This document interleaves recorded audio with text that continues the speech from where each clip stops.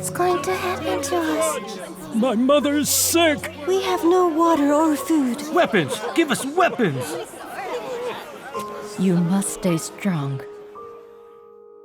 I will protect you, no matter what. Everyone, do you know the word refugee? A refugee is someone who has fled their country because it is too dangerous to stay due to war, famine, or for other reasons. This is a story about a woman who worked tirelessly to save those refugees. Her name is Sadako Ogata.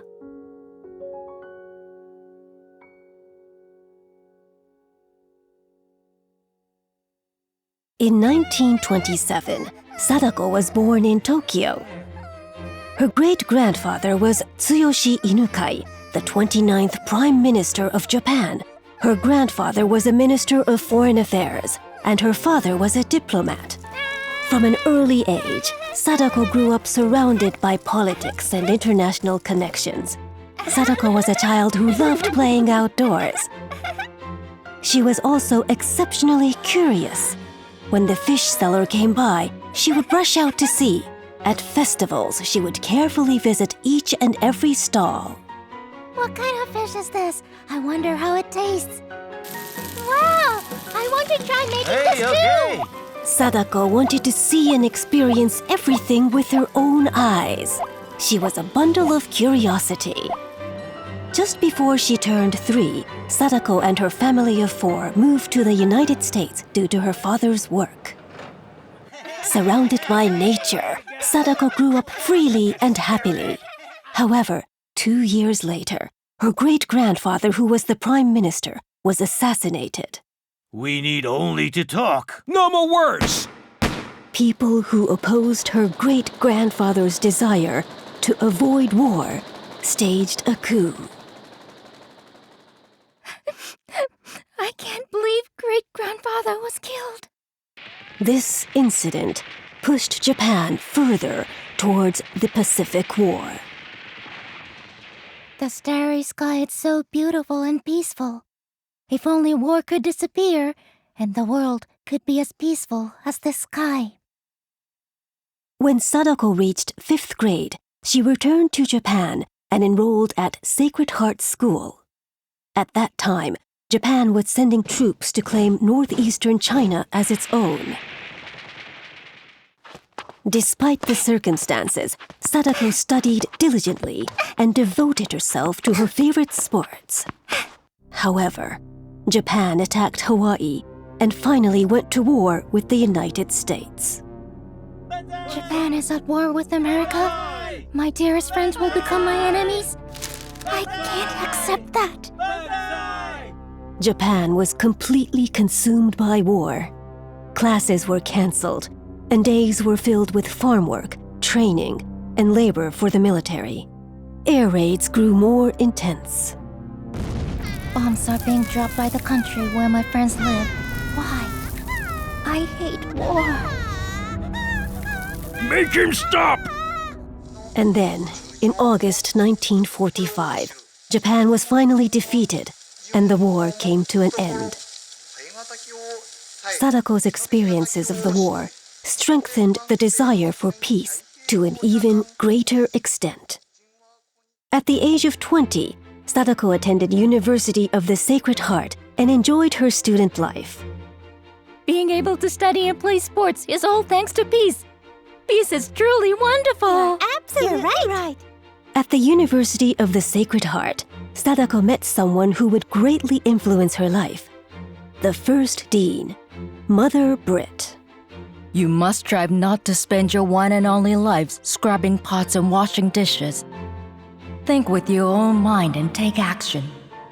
Be independent and be cooperative. Wherever you go in the world, be a woman who carries the light of love.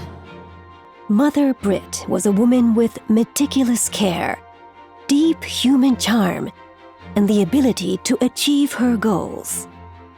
For example, to raise funds for a new school building, she created a car lottery with a vehicle donated by the American military and had students sell tickets. Would you like a chance to win a car? You could win a car. I'll buy one.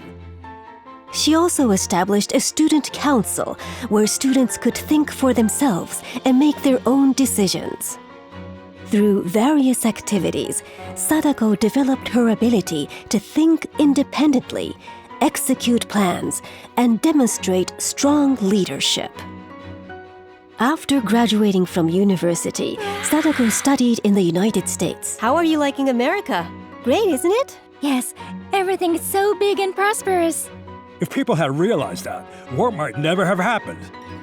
From now on, Japan and America will surely become good friends. I believe that too. Hey, you're not allowed in this area. At that time in America, African Americans faced severe discrimination. Why do Americans discriminate based only on race and skin color?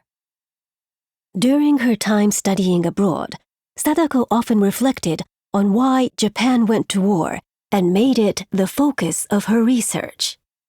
After returning to Japan, she spent 4 years completing her thesis.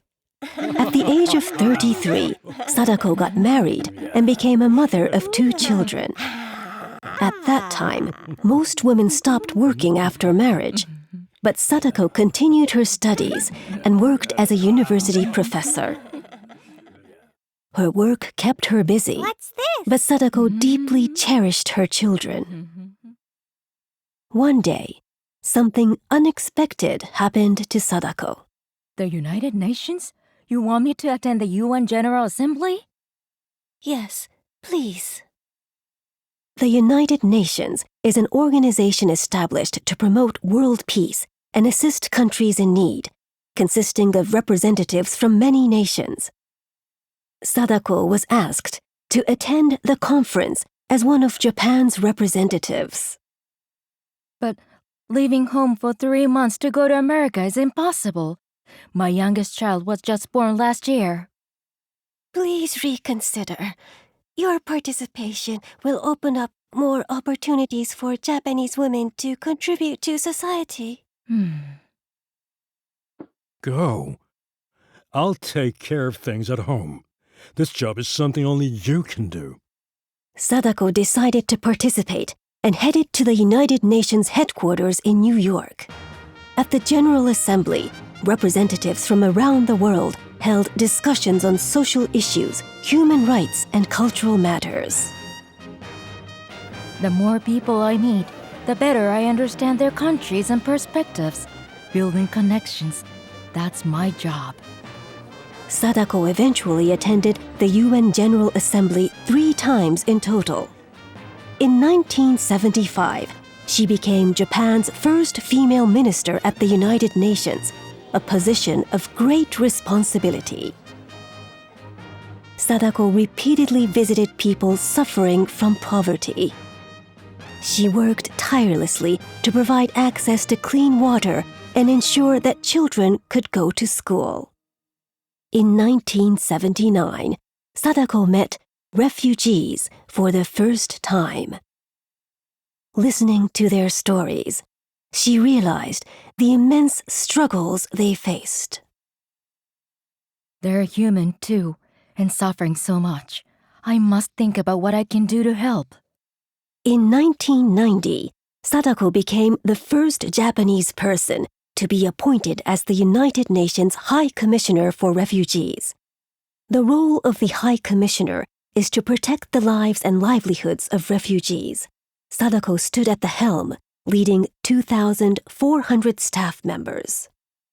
The Office of the United Nations High Commissioner for Refugees, commonly known as UNHCR, is headquartered in Geneva, Switzerland. Shortly after Sadako began her work at the UNHCR, Iraq invaded Kuwait, triggering the Gulf War. At that time, the Kurdish minority in Iraq faced mortal danger and fled to neighboring Iran and Turkey. Turkey has refused to accept them. Currently, 1.8 million Kurdish people are stranded in the mountainous border regions. Understood. Let's go immediately. No, the area is too dangerous. We should wait and observe. If we wait, the death toll will rise. It'll be too late once people have died. We must see what's happening on the ground immediately.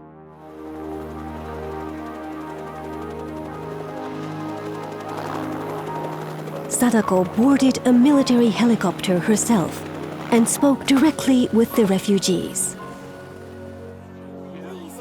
Hey, what's going to happen to us? My mother is sick. We have no water or food. Weapons! Give us weapons! You must stay strong. I will protect you, no matter what. Protect the Kurds? That's impossible. Unless they cross the border, they don't qualify as refugees. If they aren't refugees, we aren't allowed to intervene.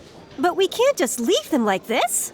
This is reckless. There's a risk we could be attacked. I've made my decision. I have decided to help the Kurdish people, whether they cross the border or not. UNHCR must stand with the refugees and remain by their side. And that wasn't all. Yes, this is the Oval Office. This is Sadako Ogata, UNHCR. UNHCR? Sadako directly appealed to the President of the United States. Please order the American military to remain in the safe zones to protect Kurdish refugees.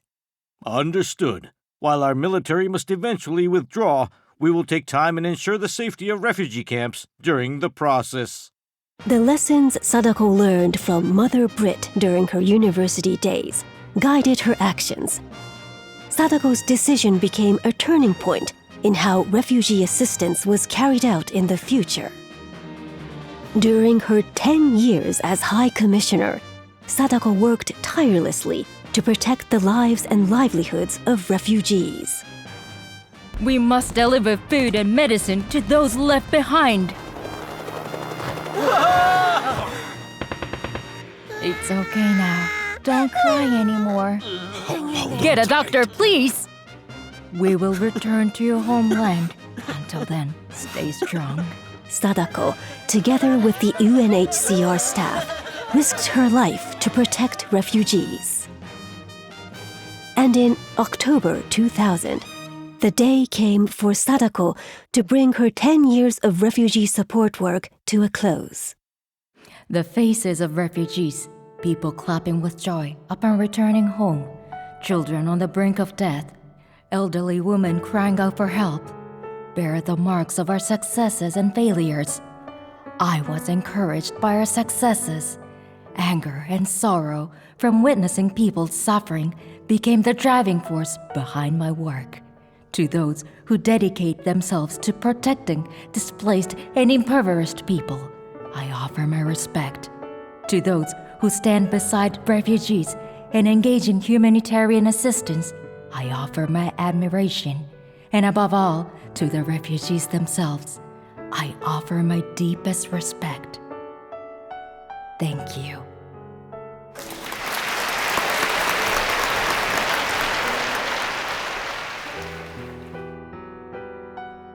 Afterward, Sadako became the president of JICA, the Japan International Cooperation Agency. For about 8 years, she dedicated herself to development aid and reconstruction support for developing countries. Today, 1 in every 78 people in the world, over 1% of the global population, has been forced to leave their home. Sadako Ogata, who continued working for world peace until her passing at the age of 92, leaves us with many lessons to learn from her life's journey. She once said, "Before laws and systems, we must first value human beings." How can we bear to leave people in unbearable situations? If such a feeling is called humanism, then so be it. But I don't think it's something so grand. It's just an ordinary human instinct. Once you've seen it, you feel compelled to act, don't you? It's not about logic. It's about asking yourself, what can I do? There are limits to what we can achieve, but we must start with what we can do.